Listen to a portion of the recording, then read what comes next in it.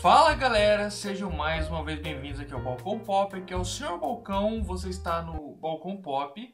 Eu odeio quando eu me confundo nessa abertura, é tão simples e eu ainda consigo me confundir. Mas enfim galera, finalmente vamos começar a nossa temporada de vídeos de melhores do ano, que é sempre uma tradição aqui no canal, desde que esta bagaça começou. E eu já queria começar a falar que em 2023 eu estou sem saco pra muita coisa.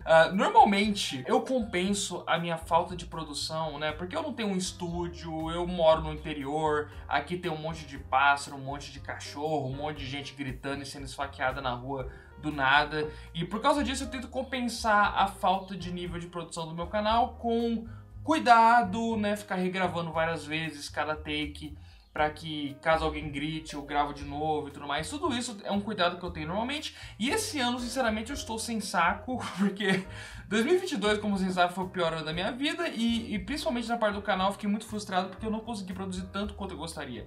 E esse ano eu quero produzir pra caralho. Eu quero fazer muito vídeo, eu quero colocar em dia todos os vídeos que ficaram no ano passado. Então por causa disso eu já tô avisando pra vocês que, sinceramente, se um cachorro começar a latir, se uma criança começar a chorar, se o mundo começar a acabar, se começar a invadir o Congresso, eu vou continuar gravando como se nada estivesse acontecendo. Um brinde. E também eu vou tentar ser um pouco mais breve nos meus comentários sobre cada item de cada lista que eu vou fazer, tá bom? Para os vídeos não ficarem muito grandes também. E outros avisos que eu queria dizer: esse ano a lista de melhores discos de 2022, tanto nacionais quanto internacionais, não sairá aqui no canal. Sairá no canal da Bacano Records, que é um novo projeto que eu comecei ano passado com os meus amigos, um projeto só focado em música. Ano passado era mais um teste, a gente fazia quando dava, só que esse ano vai ser uma grande parte da minha produção também. Aí você pode se perguntar, por que você não faz aqui mesmo, Sr. Balcão, aqui no Balcão Pop? Bem, eu vou continuar fazendo vídeos de música de vez em quando, só que o grosso desse conteúdo, porque eu acho que é um nicho muito diferente do que eu construí no meu canal, então normalmente vídeos de música flopam um pouco aqui. Além de que não é um projeto só meu, é um projeto com os meus colegas, e também de que lá não é só um projeto de conteúdo de música, é um projeto de produção de música. Então eu pretendo lançar músicas, singles, né? Quem me acompanha no Instagram já ouviu umas músicas que eu compus. E também eu pretendo lançar um disco esse ano, se tudo der certo. Então por causa de toda essa emaranhada de coisas, meus amigos também lançam discos por lá. Sigam a Bacano Records, tá? No TikTok, no Instagram, no YouTube, tá? Vai sair lá a lista de melhores discos, ótimos discos que tivemos. E além disso também, eu acho que a essa altura, quando esse vídeo estiver saindo no canal, eu já vou ter criado um TikTok pro Balcão Pop também. Porque apesar de TikTok ser uma coisa um tanto quanto insalubre pra mim, eu ainda tô tentando entender direito o que é o TikTok. Mas ano passado eu fiz um vídeo lá sobre o Manuel Gomes na minha página do Bacano Records e alcançou 100 mil views. Então eu tô querendo esse ano colocar alguns cortes do canal lá no TikTok, fazer alguns vídeos mais curtos pra lá. Então todos esses links vão estar na descrição. Outra coisa que eu tenho que lembrar sempre que eu vou falar de livros aqui no canal é que eu lancei um livro, já vai fazer 2 anos que eu lancei esse livro aqui, mas continua um livro válido, continua um projeto que eu tive muito orgulho de ter feito. E então, sempre que aparece algum vídeo de canal aqui que vai atrair pessoas que se interessam por literatura, fica aqui a recomendação, tá? Vocês podem comprar no Kindle, ou então se tornarem apoiadores do canal, aí vocês vão receber o livro de graça, ou então comprar pela editora Wiclap, que produz livros com base nas compras que ela recebe. Então, é muito tranquilo você comprar pelo site e receber na sua casa uma cópia física do livro também. Os links vão estar todos na descrição. Sempre importante darem uma ajuda no canal, galera. Como o ano passado foi um ano muito difícil, eu tô começando esse ano torcendo para que tudo dê certo, realmente querendo que seja um ano maravilhoso, especialmente pro canal, mais até do que pra minha vida pessoal. Então se vocês quiserem ajudar mesmo o canal, se inscrevam, curtam, compartilhem esse e outros vídeos, especialmente quem gosta de literatura e de vídeos de livros. Foquem nesses vídeos, porque são sempre os vídeos com menos views, então se vocês querem mais vídeos assim, incentivem esses vídeos. E claro, quem puder esse ano se tornar apoiador do Balcão Pop, eu vou fazer algumas mudanças no Apoia-se esse ano, porque eu não tô dando conta das promessas que eu fiz lá, mas é uma ajuda muito importante para que o canal se mantenha, para que o canal continue. Eu não costumo pedir isso aqui para não ser chato, mas eu preciso pedir de vez em quando, tá bom? Introduções à parte, finalmente falei tudo que eu tinha para falar. vamos direto para a lista das melhores leituras que eu tive esse ano. Esse ano eu acho que eu li uns 60 livros, mais ou menos. E pau no cu da galera desocupada do Twitter que acha que é uma coisa ruim você ler muito livro. É maravilhoso você ler muito livro. Não é tão difícil quanto enchem o seu saco dizendo que é. É só você ter uma organização, você pegar o ritmo, pegar o costume. Tá, no começo é muito difícil, porque a gente vive numa geração que não é acostumada a ler, mas depois que você pega o jeito, é só ir lendo e tá tudo bem, e você não precisa se sentir culpado por ler, porque é isso que as pessoas que não leem querem que você sinta, tá? Eu sinto que eu tô muito revolts esse ano. Eu espero abaixar um pouco a bola. Mas antes de começar oficialmente o top 15, uma menção honrosa que eu vou fazer é pro livro 100 Anos de Solidão, do Gabriel Garcia Marques, porque assim, é um dos grandes clássicos da literatura de todos os tempos. Eu não poderia deixar de passar em branco o fato de eu ter lido esse livro esse ano. Porém, eu tenho que ser sincero com vocês, eu sinto que eu não absorvi nem 40% de todo o conteúdo desse livro. É um livro muito complexo, eu achei um livro muito difícil de ler. Mesmo assim, eu li até o final, mesmo confuso com os personagens e tudo mais. Eu achei fascinante vários conceitos, ideias e passagens do livro, mas eu vou dizer a real, eu sinto que, por mais conceitual que tenha sido a ideia na cabeça do Gabriel Garcia Marques, a parada de ficar repetindo os nomes dos personagens através das gerações, eu achei que atrapalha muito mais do que ajuda, porque por mais lindamente conceitual que isso seja, no final das contas só vai ser um impeditivo para as pessoas se imergirem na sua história e se preocuparem muito com seus personagens. Mas fica a menção rosa, é um livro que eu pretendo reler no futuro. Eu tenho certeza que lendo de novo, uma segunda leitura com mais atenção, vai se tornar um livro muito mais impactante na minha vida do que foi. Mas só a introdução que tem nessa edição aqui, maravilhosa, sobre a história que levou à produção desse livro, já faz valer a pena o fato desse livro estar aqui, bem como o discurso do Gabriel Garcia Marques no recebimento do Prêmio Nobel, que é a coisa mais inspiradora para qualquer escritor latino-americano que possa existir, ou qualquer pretendente a revolucionário que possa existir. Gabriel Garcia Marques, mais do que um grande escritor, foi uma grande pessoa. Fica aqui a menção honrosa desse livro e vamos para o nosso top 15, finalmente. Em 15º lugar, Demônios, do Aloysio Azevedo, escritor de O Cortiço, o grande clássico da literatura brasileira. E esse livro aqui é um livro de contos mesmo, não é uma coletânea de os melhores contos do Aloysio Azevedo, não, é um livro realmente que ele lançou na carreira dele, com contos bem conceituados, e que tem aqui inclusive aquele que é considerado por muitos o primeiro exemplar de literatura de horror a surgir no Brasil. É um conto sensacional realmente, mas para além disso, que foi o que me chamou a atenção para mim ler esse livro, todos os outros contos desse livro são maravilhosos, e essa edição aqui, que fez um trabalho fantástico com o material original, publicado lá na época do Aloysio Azevedo, esse livro ficou anos fora de catálogo, só com contos sendo republicados em coletâneas, até que fizeram esse trabalho maravilhoso desse que, na minha opinião, é um dos livros de contos mais consistentes que eu já li na vida, sem contar aqueles que são coletâneas do autor, que é muito mais fácil, né? É muito mais fácil você fazer um livro de coletânea de contos em que todos os contos ali já são clássicos daquele autor, e é claro que você vai gostar de ler esse livro. Agora, ler um livro de fato em que a pessoa foi lá e pensou em cada conto individualmente para esse livro,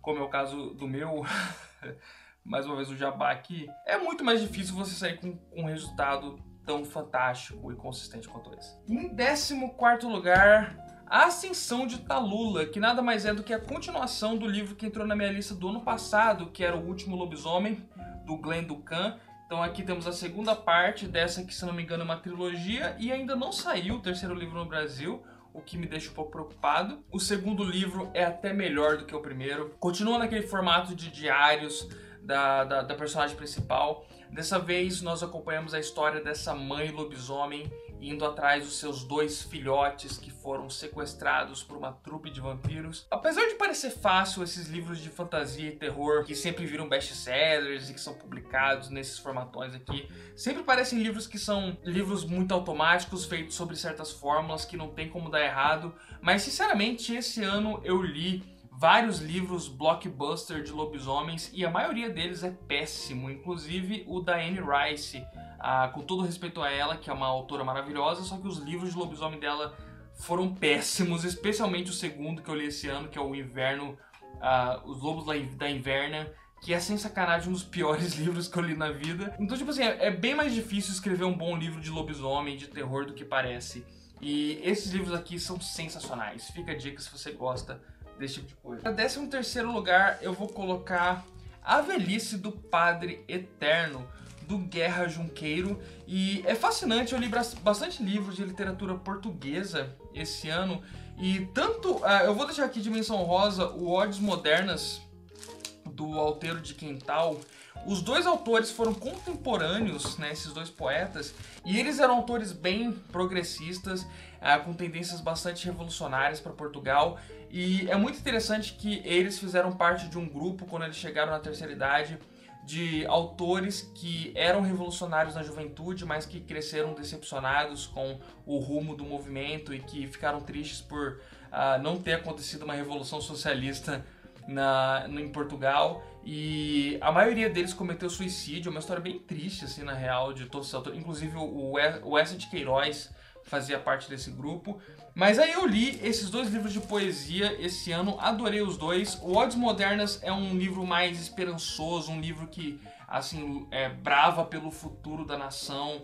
É um livro bem catártico nesse sentido, enquanto A Velhice do Padre Eterno, que é a minha escolha para a lista, é um livro bem mais satírico, um livro que vai cuspir, zoar e criticar, colocar o dedo na ferida das instituições que regem a sociedade, especialmente a igreja e a religião. Porra, é um livraço, é maravilhoso, poesias fantásticas, e a introdução dele pro livro é uma das melhores introduções que eu li na vida. Só ela já valia a pena a inclusão desse livro aqui. Agora, 12º lugar, o único livro que eu não tenho em mãos aqui, que é o de Verde e Amarelo, do Philip Peters, que é o segundo livro dele. Eu já tinha lido em pessoal ano passado, tinha gostado bastante, apesar de algumas reservas, só que aí esse ano eu pude ler o de Verde e Amarelo, que é o segundo livro dele, e eu gostei bem mais, achei um livro bem melhor acabado, com personagens fascinantes, né, uma intrucação, é uma história de sátira quase, e uma comédia de erros envolvendo essa família brasileira e cada um dos membros dela se envolvendo numa merda diferente. E é um livro muito engraçado, mas que traz certas reflexões sobre o que é, né, pintar esse quadro do que é uma família hipócrita de classe média brasileira, que é muito fascinante. Eu acho, inclusive, que seja a obra-prima do Philip Peters até agora, o que não é dizer pouca coisa, porque ele está produzindo muita coisa boa, os quadrinhos dele também são muito bons. Então eu espero ter em mãos esse livro, bem como o Impessoal, no futuro, porque são obras bem interessantes. Philip Peters, um grande youtuber aí, grande amigo meu. Inclusive, ouçam a minha participação no podcast dele, Nota Sobre Nada, onde a gente falou dos filmes que a gente viu no cinema em 2022. Vai ficar aí o link na descrição também, um podcast bem maneiro que eu participei. Mas fica a indicação desse livro de Verde e Amarelo, vocês encontram no Kindle. E eu não tô colocando aqui esse livro só porque eu sou amigo dele, eu nunca faço isso, sabe? Eu só coloco realmente livros que eu acho muito bons. Tanto que o Impessoal não entrou na lista do ano passado, e tanto que autores que entraram na lista do ano passado, que são amigos meus e publicaram livros esse ano, não entraram nessa. Assim, mas eu espero que eles entrem na lista do ano que vem, é sempre uma esperança minha. Em 11º lugar, A Via Crucis do Corpo, da Clarice Lispector, que é meio que visto por muitos como uma espécie de livro erótico da Clarice Lispector. Sinceramente, eu não sei aonde que esse livro é muito mais erótico do que os outros livros dela, sabe? Tem a mesma quantidade de coisas mais sexuais do que os livros da Clarice normalmente têm. Só que esse é meio que um livro que ela fez sobre encomenda e que tinha essa proposta de fazer uma coisa mais picante. Só que na verdade é uma coletânea de contos, e o que mais me chamou a atenção nesse livro é o fator autobiográfico desses contos, sabe? É um livro bastante pessoal da Clarice Lispector, bem mais do que os outros que eu já tinha lido dela até então. Então, pô, talvez seja até meu livro favorito dela até agora, só que eu tenho muitos livros dela pra ler ainda, porque ela é uma autora que foi muito prolífica. Mas fica a indicação, A Via Crucis do Corpo. E agora, em 10º lugar, um livro de poesia sensacional que explodiu minha cabeça esse ano, que é Poemas Antológicos, do Solano Trindade. Que livro de poema sensacional. Solano Trindade já é um dos meus poetas favoritos, só por causa do conteúdo que eu encontrei aqui. É muito foda o quão variado ele é de temas, assim. Ele vai de um poema sobre... Eu sou dengo, chamengo, dengo, sabe? Um poema super de pegador, assim, de esquina, para um poema super fantástico sobre racismo, sobre problemas do Brasil, problemas da sociedade. Então é um livro extremamente político, mas às vezes muito engraçado, sabe? Tudo bem que é uma coletânea, né, dos melhores poemas dele, não é tanto um livro só, mas fantástico, assim, eu fiquei apaixonado nesse livro aqui. Se vocês não conhecem, Solano Trindade, um dos maiores autores negros da história da literatura brasileira, um dos maiores poetas que já tivemos, e isso aqui é uma coletânea fantástica, assim, quase não tem um poema aqui que você pode dizer que não é bom. Em nono lugar, o único livro de não ficção, nem poesia ou teatro, né, dramaturgia que eu coloquei aqui, o único livro documentário que eu coloquei nessa lista esse ano, que é Cowboys do Asfalto, a música sertaneja e a modernização brasileira, que trata-se de um livro, né, do Gustavo Alonso, que vai tratar da evolução da música sertaneja ao longo das eras, desde as primeiras músicas sertanejas até atualmente. Eu sei que não parece, porque eu só falo de rock e tudo mais, eu pareço um roqueiro genérico, mas eu sou muito fascinado por música sertaneja, muito disso por causa da minha família consome muita música sertaneja, então eu ouço isso tudo desde que eu sou pequeno, e eu sempre tive interesse de entender a música sertaneja, porque até os anos 2000 foi uma parte da MPB que evoluiu completamente separada da MPB tradicional, até que se tornou o negócio dominante de toda a arte brasileira. Eu comentei um pouco algumas críticas que eu tenho à indústria sertaneja no meu vídeo sobre o Ed Mota, inclusive, mas esse é um livro fascinante que vai tratar do assunto com muita inteligência e que vai mostrar como a história da música sertaneja está atrelada à história do povo brasileiro, à história da classe média, inclusive dos problemas, né, questões como ditadura, apoio à ditadura, os vários artistas da música sertaneja que se identificam com o fascismo, com a direita, com o bolsonarismo, com o governo Collor.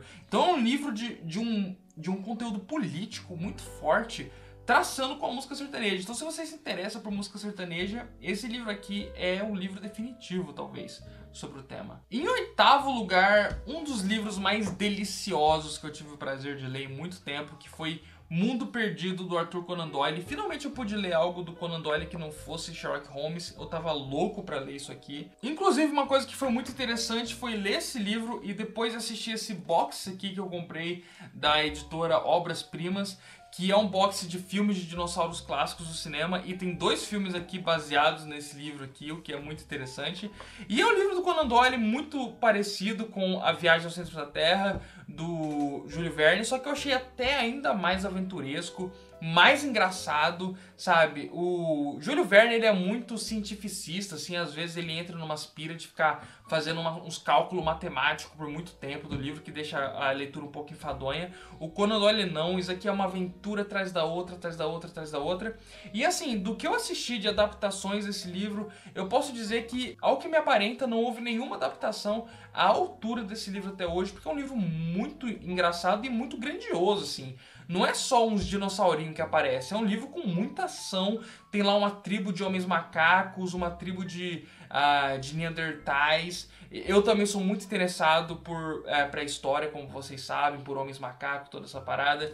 Até tanto quanto lobisomens, inclusive, apesar de eu não falar tanto no canal quanto eu gostaria.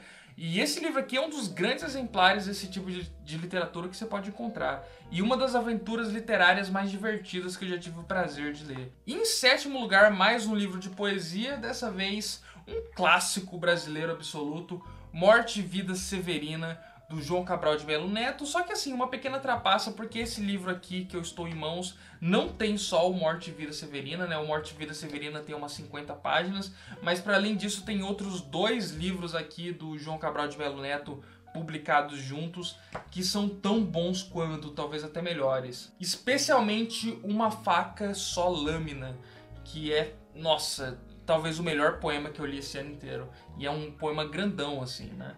Então, Morte e Vida Severina, um clássico absoluto da literatura brasileira. O próprio nome já é um clássico em si só, você já deve ter ouvido esse nome várias vezes. E se você quer uma introdução a esse livro e você não tem muito costume de ler, ouça o disco do Chico Buarque musicando esse poema, que é sensacional. É um dos primeiros discos do Chico Buarque, então fica essa indicação. Mas é uma leitura muito gostosa, poesia na sua mais alta qualidade, uma poesia não muito abstrata, aquele tipo de poesia que é bem clara, quase que em prosa, é quase que uma história rimada.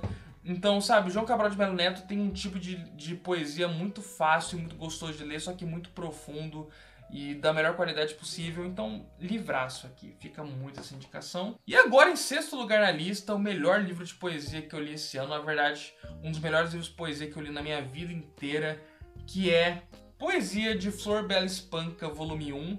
Isso aqui foi uma coleção lançada em 2 volumes pela LPM Pocket, em que vem toda a obra da Flor Bela Espanca, que é uma poeta portuguesa sensacional. Se não me engano, ela também acabou se matando, o que é muito triste. Mas já é uma das minhas poetisas favoritas. E esse volume 1 aqui da LPM Pocket vem 3 livros dela, que é o Trocando os Olhares, o livro dele e o livro das Mágoas, que são 3 pedrada, assim, são 3 livros extremamente deprimentes. Ela é uma poeta muito existencialista, né? Como eu falei, ela acabou se matando até de depressão, uma história bem triste, mas a quantidade de emoção, de dor, de beleza que ela coloca nas poesias dela é uma coisa única. Assim, então eu não tenho nem muitas palavras pra dizer, a não ser leiam isso aqui. Eu tô louco pra ler o volume 2, que fecha essa coleção, porque foi, assim, talvez a minha maior descoberta literária que eu tive esse ano. Eu acho que é a única autora que eu descobri esse ano que já tá em forte competição entre as minhas autores favoritos da minha vida, assim. E agora vamos para o quinto lugar, que também é uma coleção aqui, que é Teatro Completo de Hilda Hilst. São 4 volumes, esse ano eu li os 2 primeiros e cada um deles vem 2 peças da Hilda Hilst, porque a Hilda Hilst, ela é uma autora brasileira sensacional, no sentido até de que, tipo assim, cada livro que eu leio dela é uma coisa completamente diferente. O primeiro livro que eu li dela foi A Obscena Senhora D, que é um romance dadaísta, insano. Aí depois disso eu li uma coletânea de poesias dela super romântica, super fofinha. E agora eu comecei a ler o teatro de Hilda Hilst, né? Esse ano eu comecei a dar aula de teatro, então eu li muita coisa de teatro. E, nossa, o teatro da Hilda Hilst, pra mim, é o ápice dela como escritora até agora. Eu amei cada uma das peças que ela fez. São ideias, conceitos brilhantes. Fica uma indicação especial para Aves da Noite, que é baseado em história real. Num campo de concentração nazista, um grupo de judeus tentou fugir, um grupo de prisioneiros tentou fugir do campo de concentração nazista. E aí eles foram pegos. E para punir esses prisioneiros que tentaram escapar, os guardas do campo de concentração decidiram prender 5 pessoas numa cela e deixar eles morrerem de fome, simplesmente. E aí eles sortearam 5 pessoas para ficar nessa cela morrendo de fome.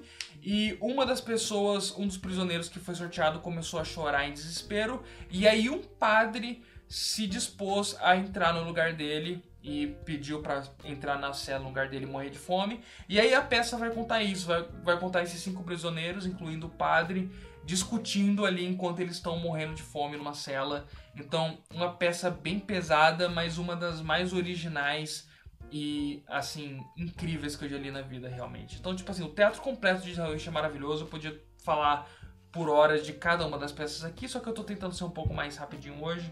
Então fica só a indicação, Hilda Hilst é fantástica. E isso aqui é a melhor coisa que eu li dela até agora, essas 4 peças. Agora, vamos pro nosso top 4. Em quarto lugar, Quarteto, de Manuel Vázquez Montalbán, que é um livro argentino que, nossa, esse livro é fantástico. Ele é curtíssimo, é um livro muito curto, você lê ele muito rápido. Se você gosta de romances policiais, se você gosta de romances whodunit, só que você tá cansado daquele formato clássico, você quer uma coisa um pouco mais revolucionária, se você gosta desse tipo de filmes que subvertem o gênero de whodunit, né, de detetive, de livros de detetive e tudo mais, Quarteto é a pedida pra você. É um romance whodunit curtíssimo e extremamente psicológico que subverte vários clichês que você normalmente encontra nessas histórias de detetive.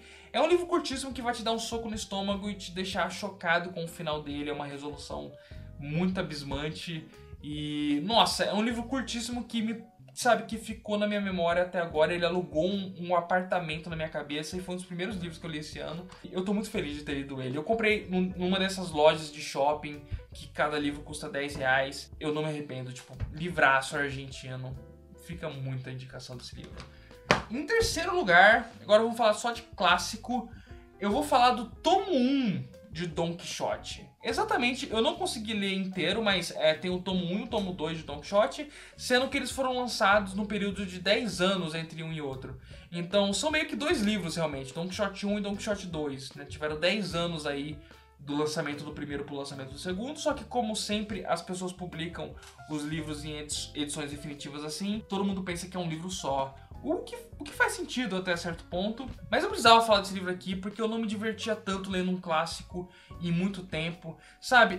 Nem sempre minha experiência lendo clássicos é muito boa. Por exemplo, acho que foi ano passado que eu li Moby Dick e eu achei um livro muito inchado, com muitos capítulos que deixam a leitura muito engasgada e que não acrescentam muito para os momentos mais brilhantes e profundos da história. Também no ano anterior eu tinha lido A Montanha Mágica, do Thomas Mann, e eu achei um livro muito aristocrático, muito blasé, apesar de ter passagens maravilhosas.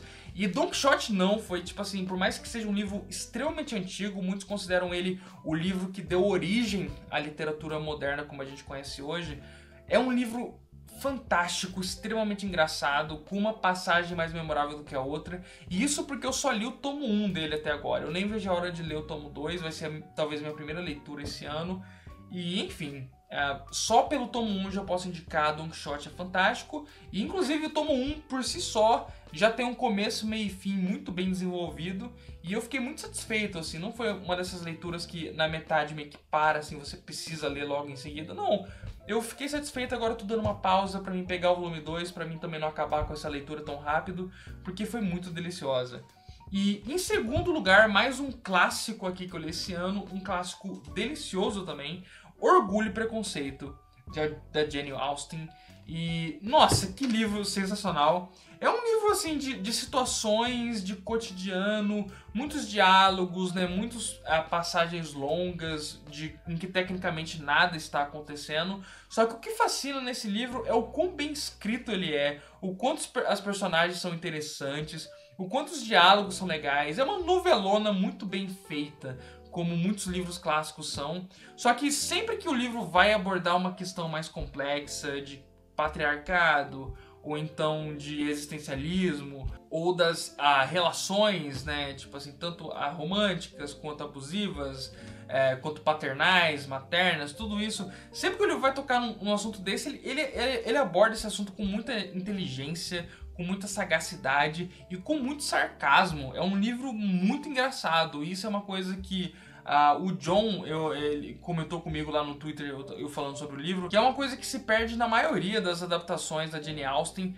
é o quão engraçado ela é, sabe? O quão sarcástica, o quão inteligente ela é nos comentários sociais que ela faz. Então é uma experiência, assim, mesmo que você já tenha visto 5 filmes baseados nesse livro, eu acho que a experiência de ler esse livro continua inigualável, sabe? Continua algo que você tem que ter. E em primeiro lugar, finalmente, a melhor leitura que eu tive esse ano. Quem assistiu o meu vídeo de 5 filmes de terror para cada gênero já deveria estar sabendo, que é A Ilha do Dr. Moreau, do H.G. Wells.